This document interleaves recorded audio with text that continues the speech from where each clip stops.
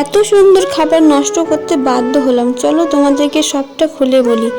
তো hello everyone, তোমরা সবাই কেমন আছো? নিশ্চয়ই ভালো আছো। তো সবাইকে জানাই গুড মর্নিং। বেসিক্যালি আজকে ছিল 24শে নভেম্বর। আজকে আমার এসএসসি সিএসএল এর এক্সাম ছিল। তো আমি ভোর 5টায় বেরিয়ে পড়েছিলাম। তো আমার এক্সাম অনেকটা দূরে পড়েছিল, ওই জন্য আমি ভোর 5টায় বেরিয়েছিলাম। অ্যাকচুয়ালি আমার এক্সাম ছিল 10টা থেকে, আর রিপোর্টিং টাইম ছিল 8:30 থেকে। তো যেতে অনেকটা টাইম লাগবে বলে সকালে বেরিয়েছিলাম। তো যাই হোক, আমি ট্রেনে 1 ঘন্টার মতো জার্নি করে দুবার বাস চেঞ্জ করে শেষ পর্যন্ত পৌঁছে গিয়েছিলাম আমার এক্সাম হলে। তো গিয়েই আমি প্রথমে দুটো কেক খেয়ে নিয়েছিলাম, খুব খিদে পেয়ে গেছিলো যেহেতু।